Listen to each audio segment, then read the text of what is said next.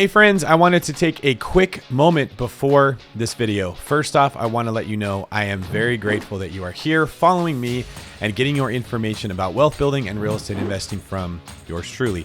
I know there are a lot of options out there and people you can watch, so I really appreciate that you trust me with your time and attention. Second, you may notice in this video that the video quality is not that great. That's because of the way that I recorded it. I had to do it on Zoom. I didn't have the right camera. Well, I fixed that. From now on, you should expect quality just like this in any video that you watch. So please pay attention because I think this is some really good content, but know that in the future, you'll be getting a higher quality video like you're seeing right now. All right, that's all I got. Thank you and check out this video. I'm going to discuss the 3 principles that I look for when I'm trying to determine the next market that I'm going to invest in. But these principles will give you the edge over the competition so that you know what to look for and you start investing long before everybody else figures it out. I am going to share with you the areas that I am looking to invest myself.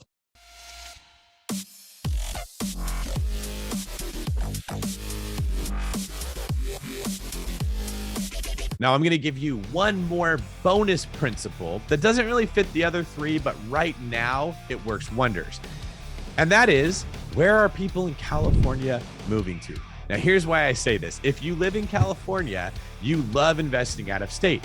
If you live in a different state, you hate Californians coming to invest in your state. And here's why. To us, $1 million is really not that much for real estate. So when we go into your state and we see that the house is only $400,000, we think it's free. And we say, you know what? We appreciate that low purchase price so much that I'm going to give you $450,000 just to express my gratitude. And while the one person living in that state who's selling the house and loves they got $50,000, all the rest of you are like, we hate those people. Now that average house is $450,000 instead of $400,000. So listen, I totally understand your plight. But here's the reality. People are leaving California. And it's usually when they hit retirement age and they want to go somewhere with a lower cost of living or a different political environment or all the different reasons.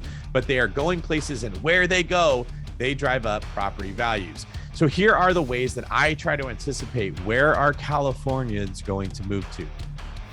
Number 1, places with low or no state income tax. In California, we pay about 13.5% of our income just to the state. That's in addition to what we have to pay to the federal government. And what is even worse is they are trying to bump that up to nearly 18%. So if you're somebody who wants to keep 18% of your money, you realize I have to go to another state. You're not going to want to go to another state that also has high state income taxes. You're much more likely to go to a place that has lower ones. Places with no state income tax are very high on the Californian who's leaving's radar. Number 2, we don't like the cold. You guys see me in these Hawaii t-shirts all the time?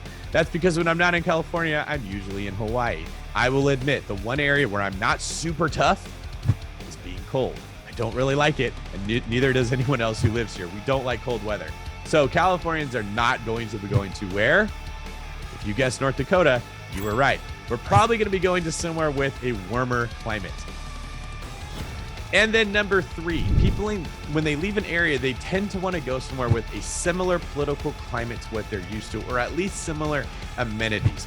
Let's say you grew up on a range in Montana. That's a pretty big culture shock to then come into SF. But let's say you grew up in SF. It would be just as much of a culture shock to get shoved into the middle of Montana where there's nothing around you. People don't like that big shock in what they're used to. So we tend to go to areas that are somewhat similar to what we're comfortable with or what we grew up with.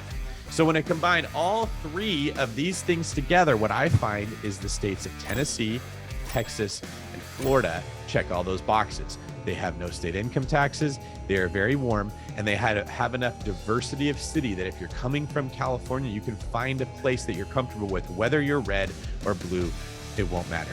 So that's why I'm looking to invest specifically in those states. Now, if you actually consider the fact that where businesses move plays a big role in this too, those are all, lo and behold, states that are trying to actively attract businesses there. Governor DeSantis in Florida has basically put other people on notice saying, hey, if you come to my state, we will give you business breaks. He's actively trying to recruit from New York.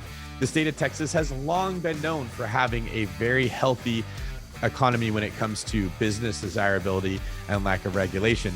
And then you see certain areas in Tennessee like Nashville, or they're exploding as businesses are moving into those areas. It's sort of one of the new tech hubs. So This is in no way a guarantee, because there are no guarantees of where you're likely to see the best returns, but I do feel the safest about investing and the most optimistic about investing in those areas. Now, remember, this is not financial advice. I'm not a lawyer. I'm not a CPA. This is just for educational purposes. And I'm sharing with you the areas where I invest or the people that I know are investing. Now, I'm just going to pause for one quick minute and say, I would love it if you would like and subscribe to the video that you're watching right now. Now, this isn't something I charge for. You don't have to join an exclusive mastermind to get this information. The only thing that I'm asking for is the energy it takes to take your finger and push your screen. All right, now let me give you an example of a property that checks all the boxes that I mentioned earlier. Now, I was talking about people leaving California, but I also mentioned to you that some areas will have businesses leave or people leave, but the values don't go down because other people are coming in. And this property fits that box. So one of our clients on the David Green team bought a property that was originally rented out to people that were in the logging industry. Now, remember I was talking about how industrial shifts happen? Well, there's not a lot of tree cutting that's going down in that area. So this property wasn't being used for very much and sat vacant for a long time. Let's talk about how it hit the boxes of what I said earlier. First off, it's in an area where people are moving away from something else. So the people in San Francisco are leaving there and moving into the Sacramento region in droves. Now, other people are moving into the San Francisco Bay Area to take those homes. That's why prices aren't going down. But many of them are saying, hey, I want more home for less money. It hits that circle kind of at the fringe area of this is Sacramento. Now, what's cool is Sacramento itself becomes an epicenter. There's a lot of jobs in that city. So this is one of the areas that's maybe 30, 35 minutes outside of Sacramento where you see the path of progress is moving. El Dorado Hills, Folsom, these are both cities that have prices that are continuing to increase as population moves there. And this property was bought in that area. And the third box that it's going to check is it matches the industry changing into something that's more desirable. So the original use was a hotel for lumberjacks, where there's not a lot of that going on. So our client bought it and he is now converting it into several units that will be rented out short-term rental style. So this is an example of a client of ours that had all three of those boxes that they looked to check, was still able to buy in an area like California, which they knew, and we were able to help them with it. Now, here's what my guess is. You probably live in another state that's not California, but you don't have to be in California for these principles to work. They're principles, they work everywhere. If you understand the epicenter of where you're at, and then you apply these principles to it, you can also land a great deal like this person did. Now, if this is your first time hearing me and you're like, why the heck am I listening to this guy? He can't even grow a head of hair. Why would I trust anything he has to say about real estate? Well, here's what I'll say. I was a law enforcement officer for about 10 years, and I bought rental property with money I made from overtime. So I was not given a small loan of only $1 million to get into real estate investing. I didn't do it off other people's money. I grinded and gave up significant chunks of my life to save up money to go invest in real estate. And when you've worked that hard for that money, you pay a lot of attention to where you put it. I started investing in California, and when California got too expensive, I moved into Arizona and then Florida and then Arkansas and other states. So I had to learn myself. I was sort of one of the pioneers of out of distance investing. That's why I wrote the book, Long Distance Real Estate Investing, which became a bestseller. I then went on to write the BRRRR book, Buy, Rehab, Rent, Refinance, Repeat, that documents the systems. Here it is right over my head. The systems that you need if you want to invest in property, pull your money out, reinvest again. BRRRR only works if you do efficient investing. You have to buy beneath market value, you have to add value through the rehab, and then you have to prudently pull money out. So this isn't something that I was just able to borrow money from other people and scale a big syndication business. This was stuff I did on my own. I then went on to build the David Green team, one of the top teams in Keller Williams, the top real estate brokerage in the world, where we help a lot of people every single month build wealth through real estate. And not only did I learn from my own deals, but I also learned from them. After that, I started the One Brokerage, which is our new lending company that helps people finance real estate, people just like you. So I had to learn even more about real estate to figure out how can we get loans for people that are based on the income the property brings because it's not their own income. And finally, I own a portfolio of cash flowing single family properties, short-term rentals, commercial properties, apartment complexes, and I flip homes myself. So I am still in the trenches just like you, getting my hands dirty with some real estate.